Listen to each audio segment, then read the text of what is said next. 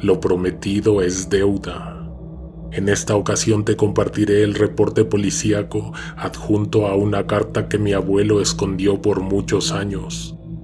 Meses antes te hicimos llegar un comunicado firmado por personal de salud. Al terminar el reporte, incluiremos nuevamente dicho testimonial. Si no lo has escuchado, quédate hasta el final.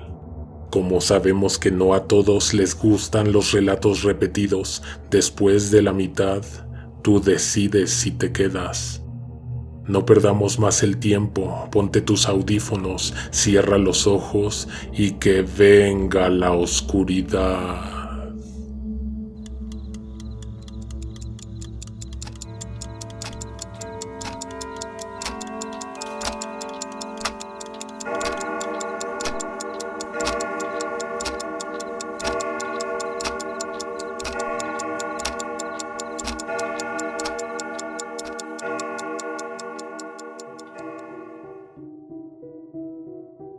No supieron a quién llamar o quién les podría solucionar el problema, y como desde hace 6 años somos compadres, don Ernesto llegó a la comandancia a pedir ayuda.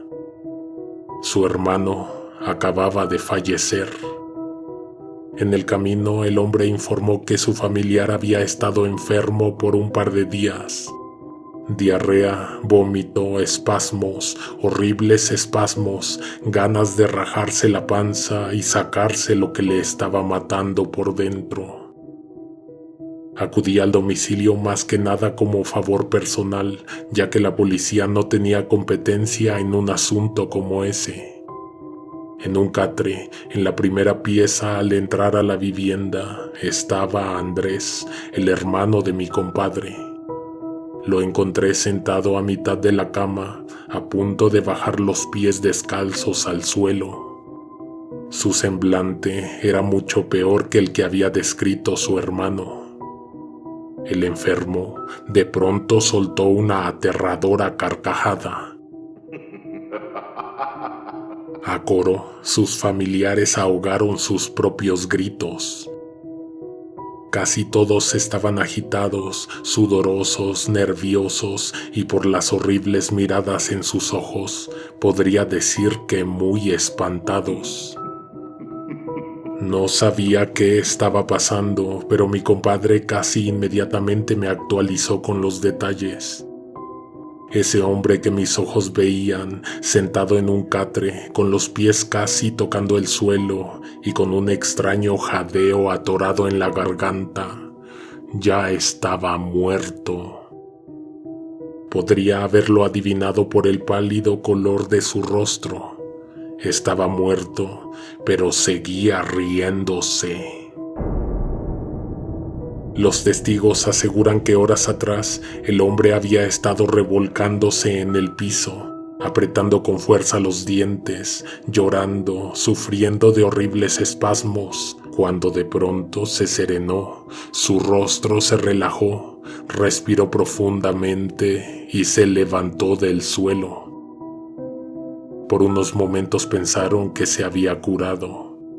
Se subió al catre y se tapó con la cobija.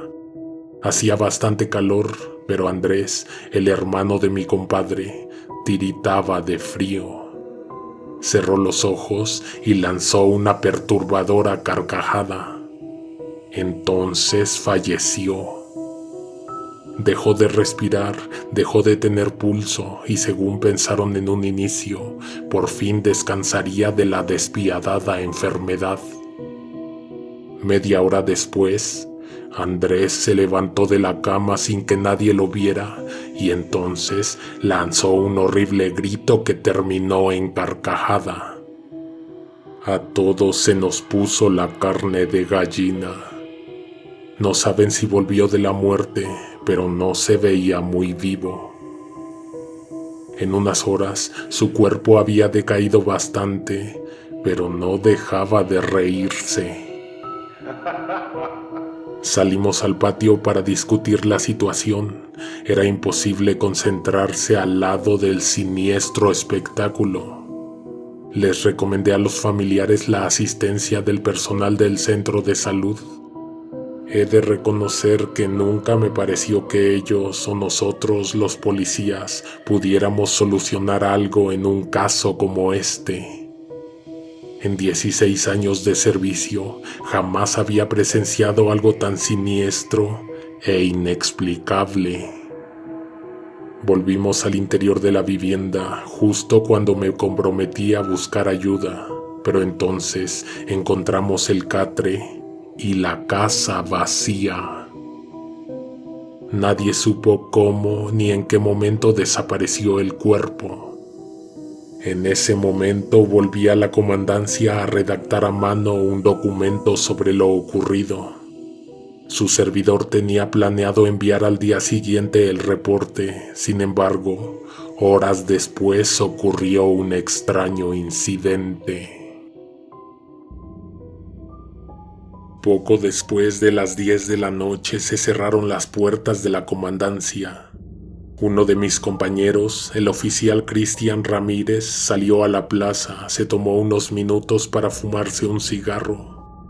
En la esquina divisó un canino que parecía que jugueteaba, rasgaba, arrancaba con los colmillos un trozo de comida que defendía ferozmente de otros símiles. El perro se acercó a la comandancia. Del hocico cerrado le colgaba un rojizo trozo de carne. Ramírez se fijó con detenimiento. El animal traía entre las fauces un pedazo de una mano que aún escurría y dejaba oscuras gotas sobre el piso de tierra seca. El canino se asustó cuando el compañero se acercó. Se echó a correr por lo largo de la calzada. Se perdió en la oscuridad y luego apareció metros adelante sobre el mismo camino. La luz de la entrada de una casa lo mostraba entre penumbras. Ramírez interrumpió su breve descanso y volvió a la comisaría. Me pidió que saliera y lo acompañara a revisar un asunto. Al momento de salir de la comandancia, yo desconocía el motivo. Nos echamos a andar sobre la calzada, caminamos hacia una zona oscura que parecía capaz de devorarnos, varios metros antes del foco que iluminaba la entrada de una casa.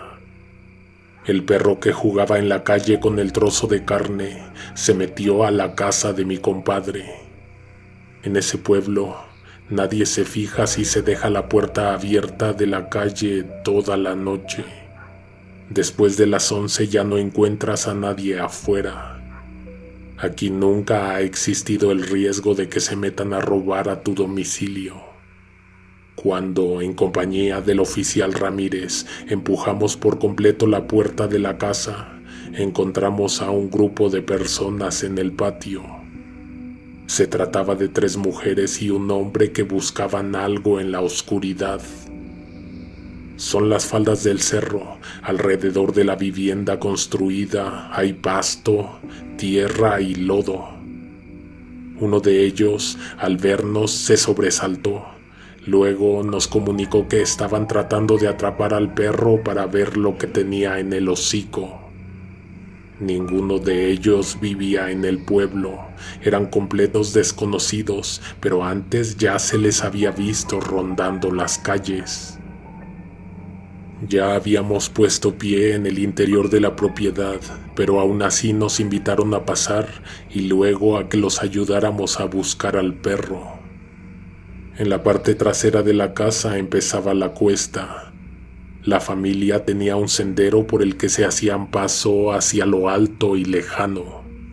Todo estaba sucediendo tan repentinamente que por un momento dejé de preguntarme por la familia que había visto en la tarde, por mi compadre y su hermano muerto.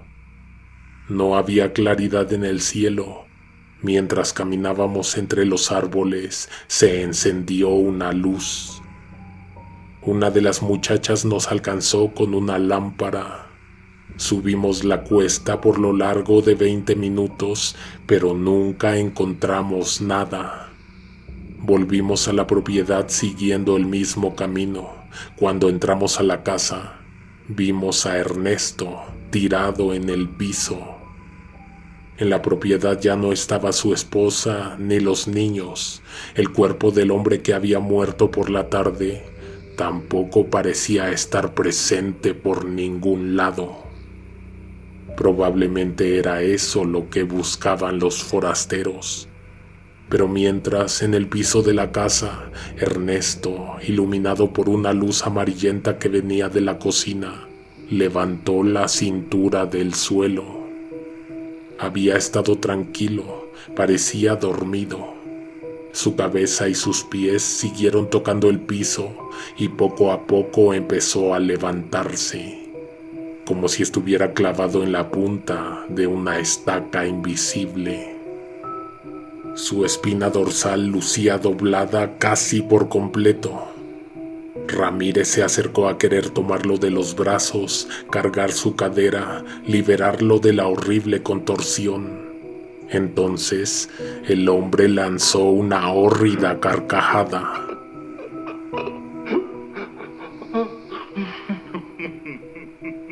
El bosque sobre el cerro le respondió. Desde la oscuridad, una risotada hizo eco.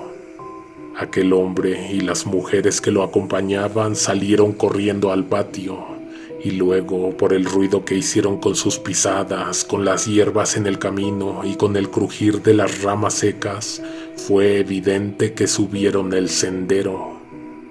Se perdieron en el bosque sin que pudiéramos interrogarlos. Se fueron buscando las carcajadas que no dejaban de bajar del cerro. Segundos después, el torso, los hombros y la cabeza del señor Ernesto, todo al mismo tiempo, se levantó del suelo. Los pies seguían aferrados al piso. Ese hombre, con un movimiento extraño e insólito, se puso de pie. Se veía mucho más alto que de costumbre, se veía menos vivo, y su sonrisa no encajaba con la situación ni con su mirada de espanto. Luego se encorvó, abrió la boca y empezaron las arcadas.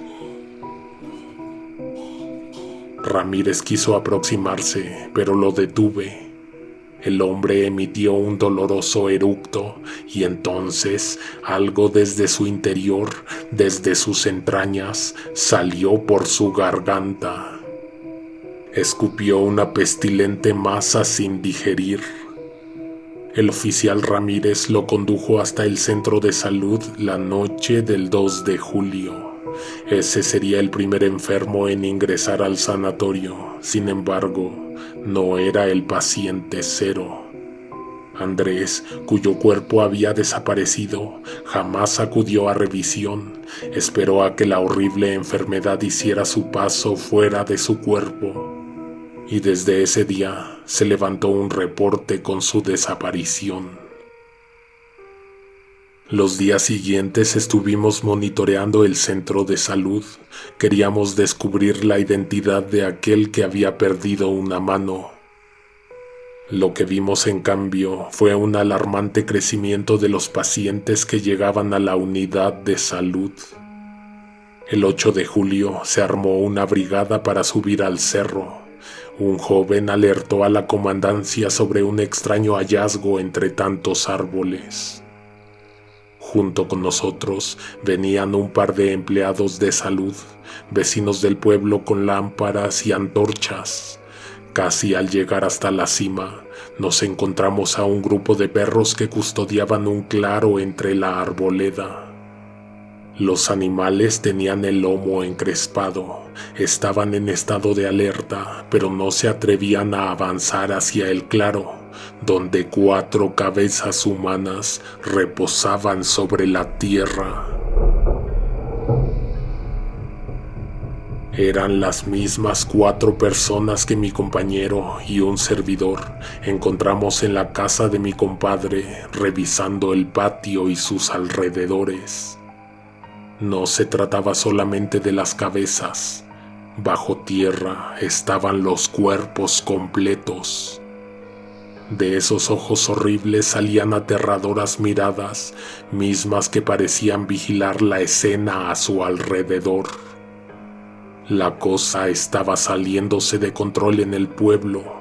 Días después comenzó la gente a abandonar sus casas. Obligados por una fuerza desconocida, cada enfermo desaparecía repentinamente. Cada día encontrábamos nuevos cuerpos en la cima del cerro, en las mismas circunstancias que los primeros 4 sujetos. Un día antes de la fecha en que se firmó este documento, una mujer acudió a la comandancia a rendir una declaración. Su firma también se incluye en el reporte. Yadi Aimé Feli. La mujer no hablaba claramente, todo el tiempo se mostró nerviosa, como si alguien la estuviera buscando para hacerle daño. Vacilaba en sus palabras, aparentemente no nos estaba comunicando todo lo que sabía, solo lo necesario para confundirnos aún más. Meses atrás, Andrés, el hermano de mi compadre, conoció a un hombre y 3 mujeres. Los encontró en un santuario a unos kilómetros del pueblo. Andrés iba muy seguido al llano. Los viernes, terminando de trabajar, se cambiaba de ropa, se bañaba, se perfumaba y se echaba a andar sobre un sendero hacia la nada. Su familia pensaba que había conocido a una muchacha en otro pueblo, pero la verdad es que se la pasaba con esa gente. Un día, Ernesto lo siguió, lo encontró en el llano haciendo cosas impensables, saltando y riendo alrededor de una ardiente fogata. Con él no había nadie, estaba completamente solo. Una semana antes de que enfermara, su hermano lo encerró en la casa, le prohibió salir y lo confrontó diciendo todo lo que le había visto hacer cuando creía que nadie lo vigilaba. Andrés se puso muy mal de ira y coraje, azotaba las puertas, estrellaba su cuerpo contra las paredes, se jaloneaba. Así estuvo una semana entera, sin hacer caso, sin tranquilizarse. El siguiente viernes, un hombre y 3 mujeres aparecieron ante la puerta de su casa, muy tarde por la noche. Entraron por la fuerza. Nada se sabe de lo que ocurrió entonces, pues no queda ningún testigo. La última expedición al cerro nos preocupó aún más. Cada vez había más cuerpos con tierra hasta el cuello. Pero las primeras 4 personas ya no estaban. Por más descabellado que parezca, esos sujetos salieron por sus propios medios de aquel entierro. Hago de su conocimiento los hechos relatados para que saque sus propias conclusiones y nos mande apoyo. La situación está fuera de control, hay muchas casas vacías y cada vez se hace más grande el cementerio en la cima del cerro. En el centro de salud nos han impedido la entrada. Nosotros somos los únicos encargados de investigar los hechos y de un momento a otro nos hemos encontrado en un callejón sin salida. Espero contar con su valiosa respuesta lo más pronto posible. Atentamente, Oficial Alberto García.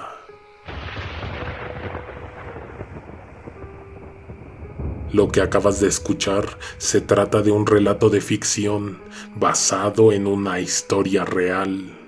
A continuación te compartiré el relato que tú ya conoces. Mi abuelo tenía muchísimas historias por contar. Él guardaba y coleccionaba toda clase de objetos que le servían de apoyo para contar sus vivencias, sus experiencias, objetos que existieron dentro del contexto de la historia. En Día de Muertos, otros niños venían a que el abuelo les contara historias. En Día de Muertos, los adultos hacían grandes fiestas y a todas esas reuniones invitaban a don Rubén, para que los sorprendiera. En casa de doña Valentina existía la tradición de que, después de la comida, se apagaban las luces y solo permanecían encendidas las veladoras del altar de muertos. Nadie se levantaba de la mesa y entre todos compartían historias de terror hasta pasada la medianoche. Fue en casa de Valentina donde escuché una de las historias más asombrosas y aterradoras. Invitaron al abuelo y él me llevó consigo. Traía en la bolsa interior de su saco una carta. Era un pedazo de papel bastante viejo. Se veía amarillento y los dobleces estaban demasiado desgastados. Don Rubén trabajó muchos años en el Ministerio de Salud. Estaba en una oficina con mucho trabajo, muchos pendientes y muy poco personal. Ahí conoció casos espantosos, aterradores, insólitos, pero el que más me ha provocado horror, el que más tiempo ha quedado rondando mis pensamientos, fue uno que tiene que ver con una carta que recibió en su oficina. Una carta que permaneció perdida entre toda la correspondencia, el papeleo y los documentos. La carta tenía una fecha de recepción del 27 de julio de 1957. La encontraron entre un expediente cerrado el 18 de septiembre del mismo año. En ese lapso de tiempo nadie abrió el sobre, nadie leyó el contenido, nadie supo lo que decía la carta, hasta que fue muy tarde. Quien la enviaba era el director de un centro de salud recién instalado en una comunidad bastante alejada de la capital del estado.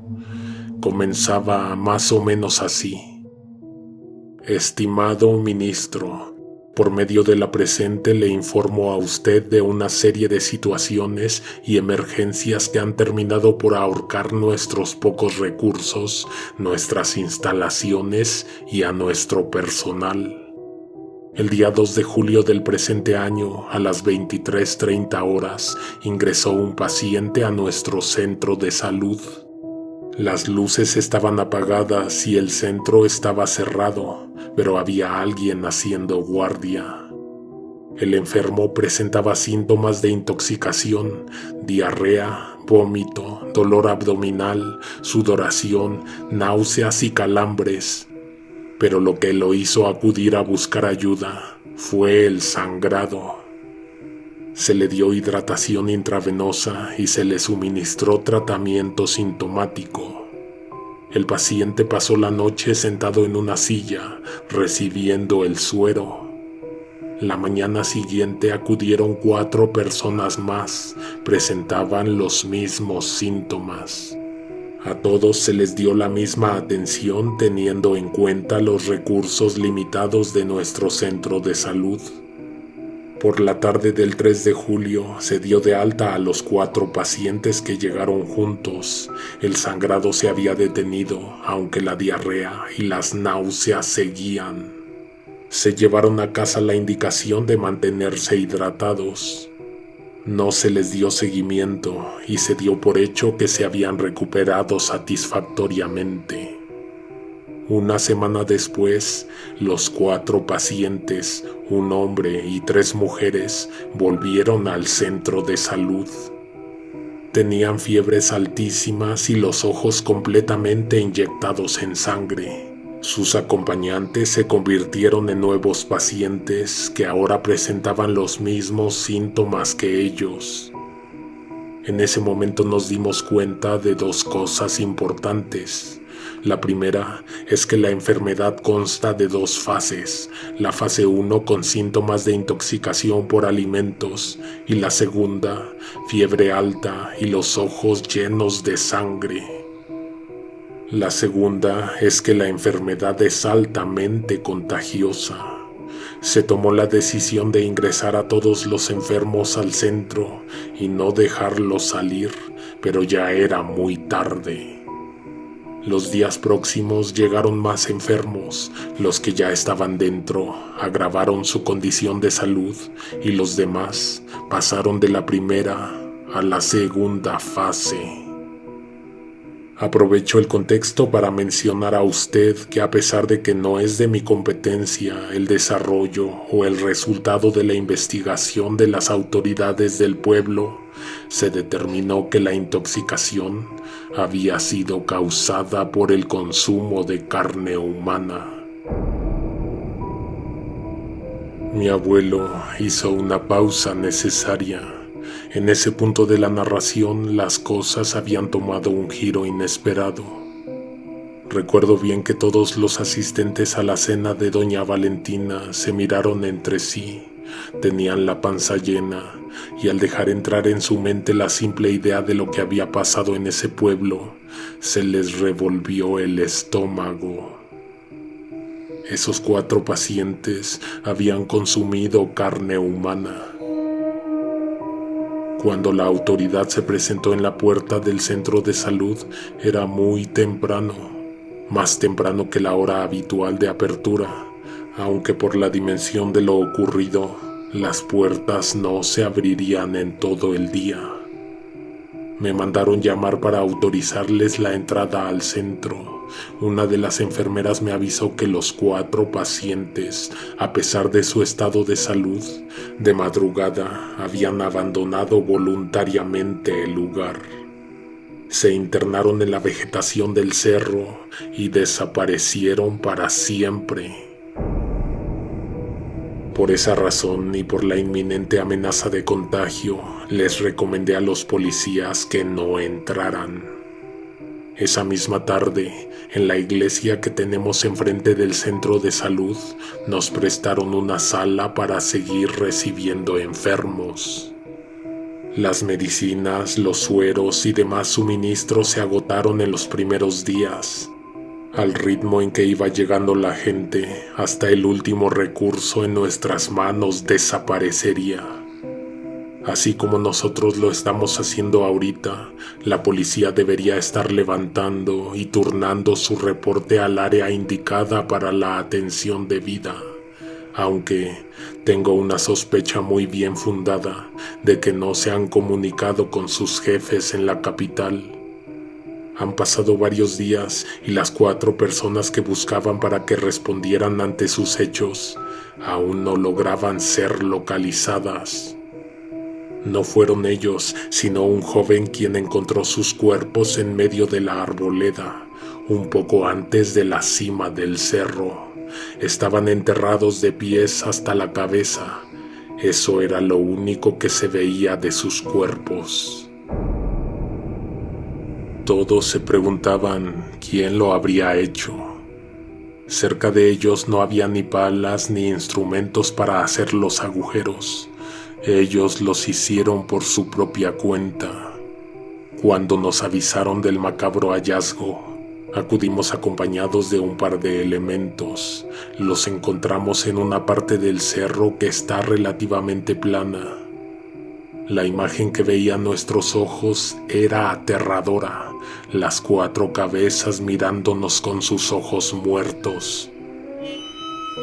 Para contener una nueva propagación de infecciones, echamos tierra sobre sus cabezas hasta cubrirlos completamente.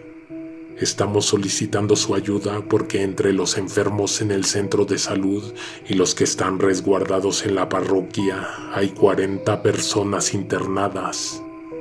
Necesitamos el traslado de los enfermos más graves, suficientes medicinas y suministros médicos, y sobre todo, urge que se haga algo con los cadáveres.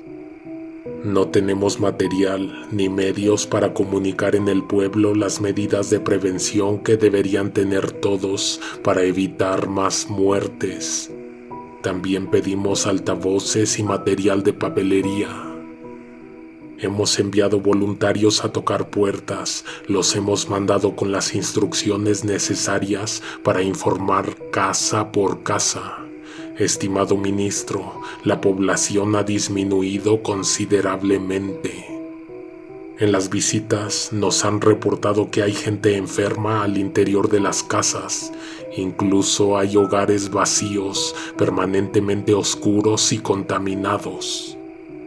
Este reporte terminaría pidiéndole su atenta ayuda. Sin embargo, me permito agregar unos cuantos detalles adicionales que revelarán a usted la desesperación con la que necesitamos su apoyo. Las personas que han abandonado sus casas y aquellos que han dejado sus hogares suben a morir al cerro. Aunque de noche también estamos despiertos, no hemos podido encontrar el momento en que los pacientes abandonan el centro. Cuando se oscurece el cielo, hay más lamentos. Los pacientes se retuercen sobre sus improvisadas camas en el piso. La gente necesita más atención, más remedios contra la fiebre y el dolor. De noche hemos escuchado risas a espaldas del centro, que es donde comienza el cerro. No sabemos quién descubre las cabezas de los muertos, pero cada vez hay más personas enterradas y cada vez que subimos a echarles tierra, nos encontramos con que las mismas miradas que habíamos cubierto ahora están más muertas y lucen más siniestras y macabras. Estas últimas 2 noches ha desaparecido más gente. Personal del centro y algunos de los que nos apoyan en la iglesia han comenzado a presentar síntomas. Sin más por el momento, aprovecho para enviarle un saludo. Quedo en espera de su valioso apoyo y le suplico que nos mande la ayuda lo más pronto posible. Atentamente, Guillermo Santos, dirección del Centro de Salud de la localidad. La historia aún no termina. Mi abuelo dobla la carta cuidadosamente y la guarda en el sobre. Nos cuenta que dicha carta fue encontrada 2 meses después de haber sido recibida en su oficina. En el sobre hay un sello marrón que tiene la leyenda "Urgente". Después de leerla, en minutos se pasa la voz al interior de la oficina. Es una historia bastante difícil de creer. Antes de que la información se escape de la oficina, se le da aviso al jefe. Este a su vez pasa inmediatamente a la oficina del subdirector. En menos de 2 horas, la carta ya está en el escritorio del ministro, lista para comunicarle la espantosa situación que está viviendo la gente de aquel pueblo. Antes de que se abra la puerta y reciban al montón de burócratas que aguardan en la sala de espera, a uno de ellos se le ocurre la idea de resolver el problema sin involucrar a la oficina principal del ministerio. Al día siguiente salen 3 camionetas en las que viaja el director, el subdirector, el jefe de mi abuelo, 6 técnicos, 4 médicos y mi abuelo. Llevan bastantes suministros, medicinas y personal de apoyo. El viaje es de 8 horas. Los caminos que conducen al pueblo destino son tortuosos y muy accidentados. En cada camioneta hay una persona documentando la entrega y el viaje en general. Llevan libretas para hacer observaciones sobre lo que encuentren al llegar al centro de salud. A media tarde arriban al poblado. Nadie lo había dicho, pero seguro todos venían pensándolo. Se temían lo peor, que fuera demasiado tarde y que ahí ya no quedara nadie. Bajaron de las camionetas y se taparon la nariz y la boca con sus camisas. Los médicos llevaban cubrebocas. Nadie los recibió. No había nadie en las calles, nadie a quien preguntar dónde estaba el centro de salud. Dieron varias vueltas a bordo de los vehículos por las desiertas calles de ese pueblo. Nada, ni en las casas. Recordaron que en la carta señalaban que el centro de salud se encontraba frente a la iglesia. Uno de ellos se subió al techo de la camioneta para buscar el campanario por entre los árboles. A las 5 de la tarde comenzó a bajar la temperatura. A esa hora encontraron el centro de salud. Estaba bien cerrado por dentro. Además, también estaba vacío. La iglesia estaba igual, no quedaba rastro de nadie. Debieron imaginárselo. Se pusieron de acuerdo para regresar de inmediato a la capital. Bromeaban con abandonar el pueblo antes de que se hiciera de noche y se escucharan las risas en el cerro. Uno de los técnicos rodeó el centro de salud. Trató de imaginarse cómo sería el escenario descrito en la carta meses atrás.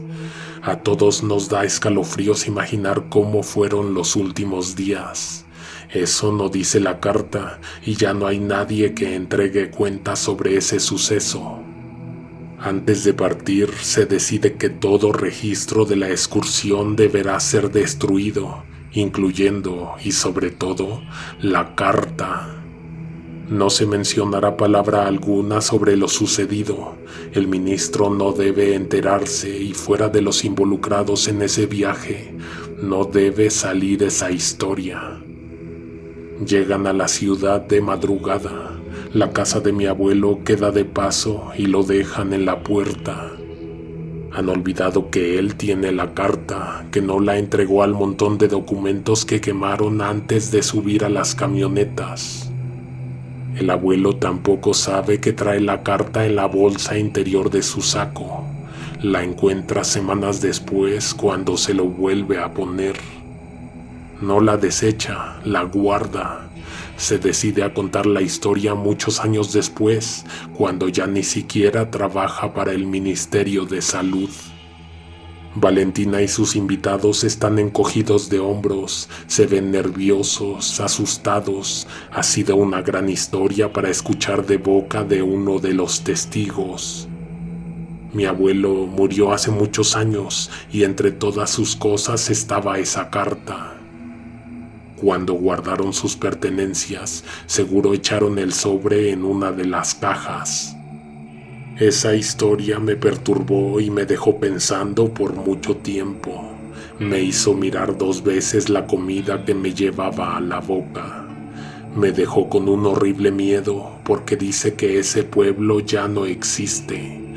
La naturaleza y el tiempo se encargaron de devorarlo. En alguna parte de la sierra existen las ruinas de un centro de salud, una iglesia, calles y caminos que llevan a varias casas, que ahora deben estar cubiertas hasta lo más alto, asomadas como si miraran por encima de la tierra con sus ojos muertos. Suscríbete, déjanos tus teorías, activa las notificaciones, comparte y comenta. Nos escuchamos el domingo. Antes del estreno tendremos un chat en vivo. Los esperamos por si nos quieren hacer algunas preguntas. Alguien te observa en la oscuridad.